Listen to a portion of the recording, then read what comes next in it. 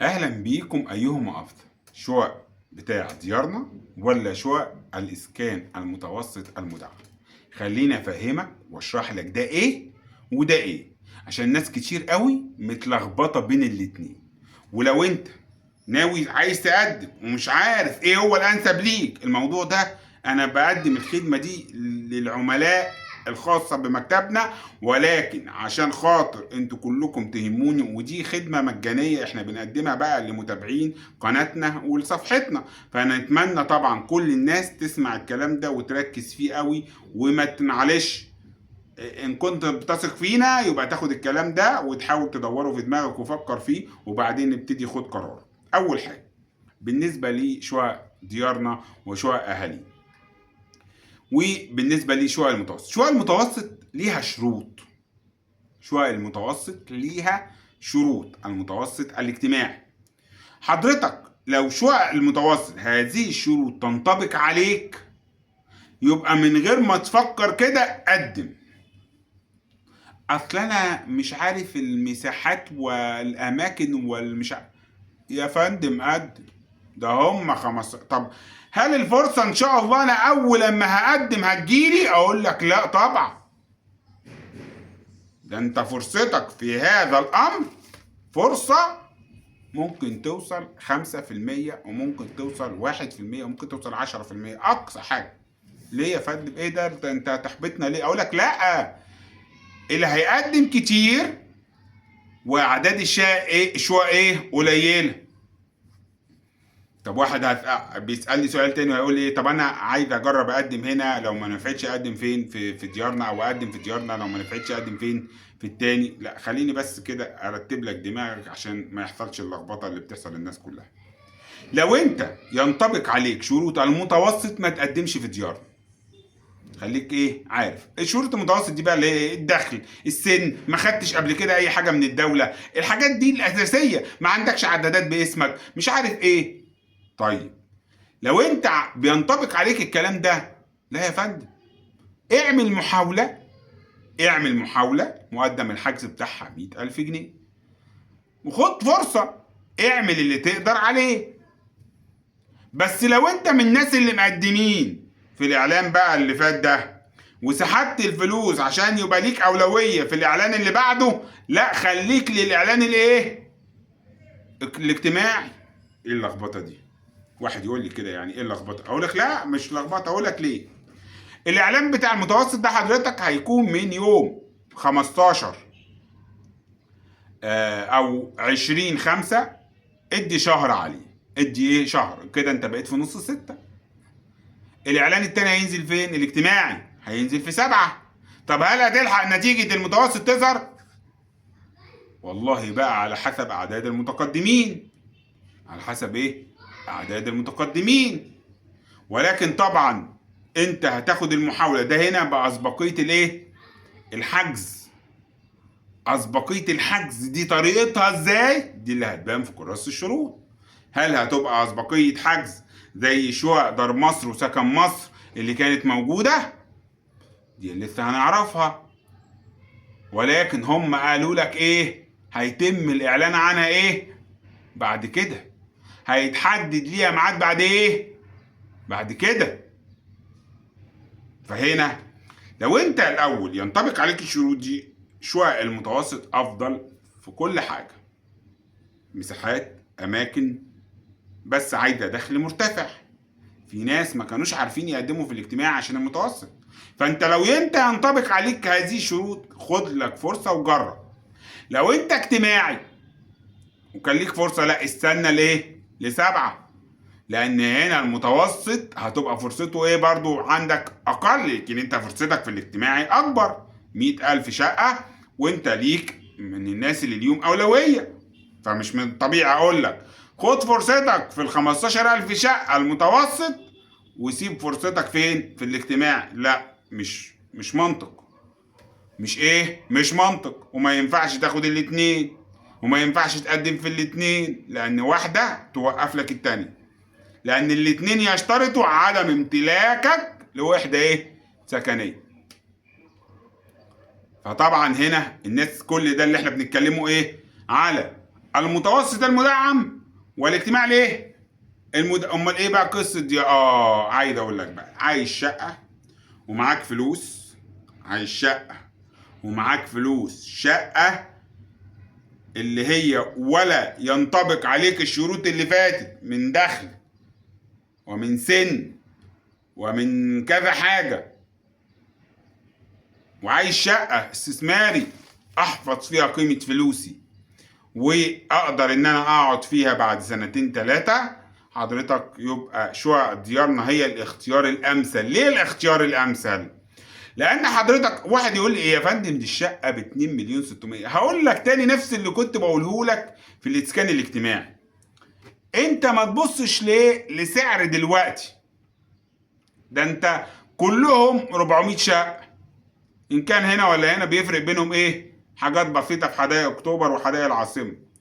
فانت بالتالي لما انا اقدم على حاجه زي كده وربنا اكرمني وجات لي، لا يا فندم انا بحوش في عقار، هدفع 75,000 كل 3 اشهر وهيوصلوا بالقسط السنوي ل 33,000 طب تعالى انت روح خد في اي كومباوند خاص كده وخد لفه، انت معانا لسه شهر مفيش مشكله، خد لفه، اسمع مني النصيحه دي وخد اللفه دي، خد لفه واطلع وكلم كل الكومباوندات، قول لهم يا جماعه انا عايز ادفع حاجه شقه، احجز شقه بقسط شهري 30,000. قول لهم كده، قول لهم ايه؟ قول لهم كده. لو لقيت ما تفكرش، بدل انت كده كده تقدر الايه يبقى الخاص افضل، بس اهم حاجه ايه؟ تكون شركه من الشركات المعروفه، لان مهما كان شراءك في حاجه تبع الدوله غير شراءك في شركه محدش يعرف عنها حاجه، او واحد باني عماره، او شركه اللي هي الشركات الصغيره اللي بياخدوا مثلا يعملوا عماره، هي الشركه عامله هي العماره. طب وانت ده تضمنه منين؟ هتدفع له فلوسك تضمنه ازاي؟ ما لا، انا اروح احجز في الدوله معلش اللي هتاخرني شويه. فهنا نخلي بالنا من دلوقتي، ناخد اسبوع، خدوا اسبوع مفيش مشكله، دوروا واقعدوا اسالوا كومباوندات وشوفوا. اما لقيتش بقى لا يبقى احجز في الدوله. ليه؟ خلي بالك مشروعات الدوله ليها اعاده بيع بشكل كويس، يعني حضرتك لو عايز تبيع هتبيع وهتكسب. انت حضرتك هتبقى دافع كام بعد اول سنه؟ اللي انت دلوقتي الشقه واقفه ب 2,600، بعد سنه ممكن تبقى واصله 3 و4، ده بعد سنه واحده، امال بعد سنتين ممكن توصل 5 وممكن تفضل زي ما هي. بس الاغلب مفيش عقارات بتفضل زي ما هي في الظل اللي احنا فيه ده، مفيش عقارات بتفضل زي ما هي. فاحنا بالتالي انا هدفع كام؟ 200,000 وبعد كده 75 في السنه كام؟ في السنه 300، يعني كمان 100,000، يعني في السنه 400. 75 ماشي، قول يا عم 100,000، قول ايه؟ 100,000 في 4 اقساط ب 400,000، يبقى انا دفعت في اول سنه 200، تاني سنه 400، يعني في اول سنه 200,000 مقدم و400 سنه اقساط، يعني يبقى انا دافع 600,000 بعديها بسنه. انت ال 600 دول بقى معاك شقه قيمتها كام؟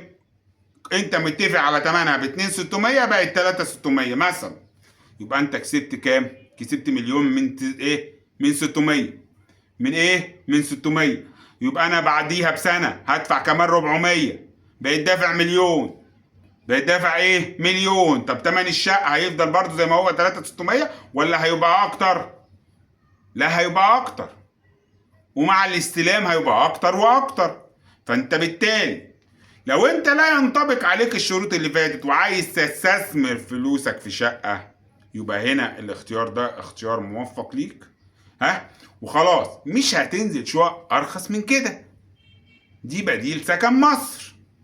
طب انت عايز تقدم ومش عارف، تواصل معانا نقدم لك على اي مشروع من المشروعات دي، تواصل معانا ايه نقدم لك، لان الفرص هما، هل انا بيتفرج عليا كل المصريين؟ لا، ما بيتفرجش عليا كل المصريين، ولكن التقديمات بتبقى على الحاجات دي باعداد كبيره. طبعا باعداد كبيره. ليه؟ لان انت عندك فجوه، مش بقى في القاعه، انت عندك حتى الان فجوه. انت عندك طلب كبير والمعروض لسه قليل. المعروض الكتير ده بقى في الشقق ام 7 مليون و8 مليون و10 مليون و15 مليون. ده معروض كتير قوي. لكن الشقق اللي نقدر احنا كمصريين نشتريها، والشقق التانيين دول بيبقوا مستهدفين بيها اكتر الخارجيين بقى والمصريين بالخارج. ليه؟ فرق العمله. لكن انت كمصري لا، ده لازم بقى تكون يعني، لا الوضع صعب ان انت تاخد شقه ب 10 مليون و15 مليون.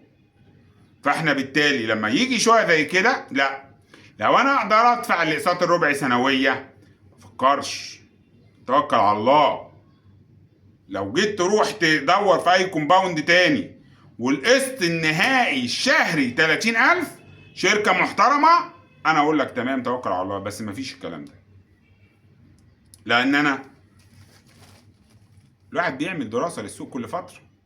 عامل دراسه من 3 اشهر، من 3 اشهر ما كانش فيه تلاتينات خالص في السوق. مفيش حاجه اسمها قسط شهري 30. الا انت زي ما قلت لك كده تروح تاخد بقى مع شركه ومش هيدفعك اقساط، ده عايز فلوسه ايه؟ عايز فلوسه كاش. فاحنا بالتالي كل الناس اللي هي بتتابعني وبتثق في كلامي، خد كده بالترتيب. الاول المتوسط المدعم، تنطبق عليك الشروط، قدم. مقدم في الاعلان اللي فات وغيرك منطبق، قدم في الاعلان بتاع يوليو. قدم في اعلان ايه؟ يوليو. خد فرصتك، خد حقك، حتى لو ما جتلكش اعمل اللي عليك. لا ينطبق عليك هذه الشروط تماما وعايز الشقه ان كان بقى يعني سن ولا دخل ولا اي حاجه، خليك في الشقق الغير مدعمه اللي بتطرحها الدوله، واستثمر ان الشقق دي بالتقسيط. وفرصتك ان انت مش هتستلم فوري، دي فرصه خلي بالك، ان انت بتحوش في حاجه سعرها بيزيد كل سنه. بتحوش في حاجه يعني انت في خلال السنه هتكون دافع لك مليون. المليون ده هتلاقي بعد السنتين اللي يديك اقل حاجه مليون تاني عليه، يقول لك ايه؟ اكمل انا مكانك. اكمل انا ايه مكانك. يا رب اكون قدرت وصلت الرساله بتاعتي والحلقه بتاعتي تكون فهمت الناس كلها. واتمنى لو انت مش عامل لنا متابعه اعمل متابعه وكلمه ايجابيه لو انت حضرتك فعلا وصلت لك الرساله بتاعتنا. نشوفكم دايما على كل خير. شكرا ليكم والى اللقاء كل متابعينا الكرام.